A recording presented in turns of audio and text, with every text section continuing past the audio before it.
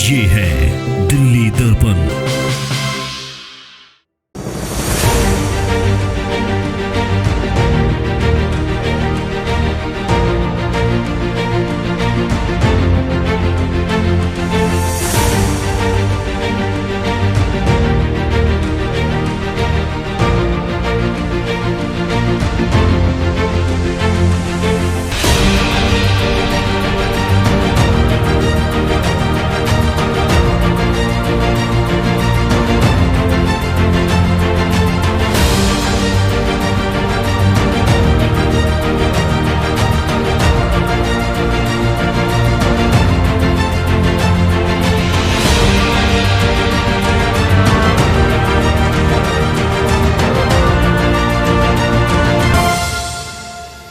नमस्कार दोस्तों, आज रात से ही फिर बारिश हो रही है झमाझम। और इस बारिश के बाद क्या है दिल्ली की सड़कों का हाल, क्या है जाम और जल भराव का हाल, ये हम आपको सीधे तस्वीरें दिखा रहे हैं। इस वक्त हम हैं जीटी करनाल रोड पर, आदर्श नगर से पहले ठीक जो अंडरपास है उसके पास। देखिए आप कितनी जाम की स्थिति लगी हुई है। अभी पीछे बहुत ज़्यादा जल भराव और जाम था, तो हमने सोचा क्यों ना आपको जो यहाँ की जो सड़कों का हाल है वो हम आपको सीधा दिखाएं। तो ये आपने देखा सीधा हाल जो सड़क का, जीटी करनाल रोड पर आदर्श नगर अंडरपास फ्लाईओवर के पास। मैं आपको सीधा दिखाऊंगा। ये हम यहाँ से बुराड़ी की तरफ जा रहे हैं। फिलहाल हम बात कर रहे हैं यहाँ के सड़क के जाम की। तो आप देखिए कि बहुत देर से हम यहाँ पे अटके हुए हैं। प्रताप बाग की तरफ से हम सीधा आदर्श नगर की तरफ मुड़ रहे हैं। यहाँ जो आदर्श नगर का जो अंडरपास है, यहाँ से हम बुराड़ी की तरफ मुड़ेंगे। तो मैं सीधा तस्वीरें आपको, मैं ये जाम की तस्वीरें मैं आपको दिखा रहा हूँ। ये जाम लगा हुआ है पूरा का पूरा।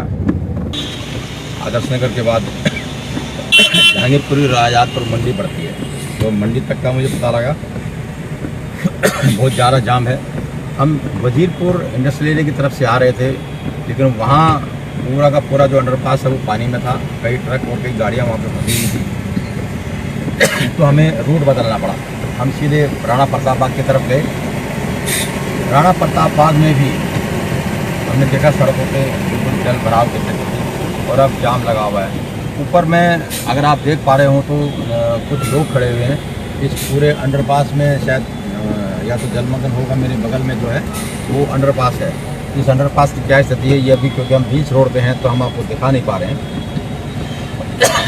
लेकिन बिल्कुल ठीक उस फ्लाईओवर के नीचे कुछ लोग खड़े हैं। ऊपर से मेट्रो ट्रेन जा रही है, तो हो सकता है बारिश से बचने के लिए वो खड़े हों, या फिर अंडरपास का क्या नज़ारा है और जाम का क्या नज़ारा है, इसको देखने का भी एक अलग, आप इसे आनंद कह लीजिए, आप इसे सरकारों पर लानत कह लीजिए, शर्म कह लीजिए, जो देश की राजधानी दिल्ली में रह रहे हैं। उस दिल्ली को, जिसको राज्य सरकार, जिसको केंद्र सरकार, जिसको दिल्ली नगर निगम विश्व स्तरीय शहर बनाने के दावे करते हुए नजर आते हैं अपनी अपनी कोशिश। सबके दावों में कोई कमी नहीं रहती, लेकिन इन सब दावों के बाद भी ये सारे के सारे दावे जरा सी बारिश में धुले रह जाते हैं। अभी मैंने अपने सहयोगी पुनीत को मुंडका भेजा है। वहाँ हमें पता लगा है कि एक बिल्डिंग भर के गिर गई है, कई लोग दबे हो सकते हैं, वहाँ पर वो देख रहे हैं। तो मुंडका से हमें बहुत सारी कॉल्स आ रही हैं, वीडियो हमें लोग लगातार भेज रहे हैं। पूरा का पूरा मुंडका जलमग्न है। बरसात में मतलब कई इलाके कई दिन से पानी में डूबे हुए हैं। और उनकी दिक्कत ये है कि उनकी सुनने वाला कोई नहीं है। जनप्रतिनिधि के पास जाते हैं तो उनके पास कोई जवाब नहीं होता, चाहे निगम पार्षद हो चाहे विधायक हो। सब जगह शिकायतें कर करके वो थक चुके हैं। लेकिन सुनना तो दूर, कुछ करना तो दूर, सुनने तक को कोई तैयार नहीं है। शायद उनके पास इसका कोई इलाज नहीं है।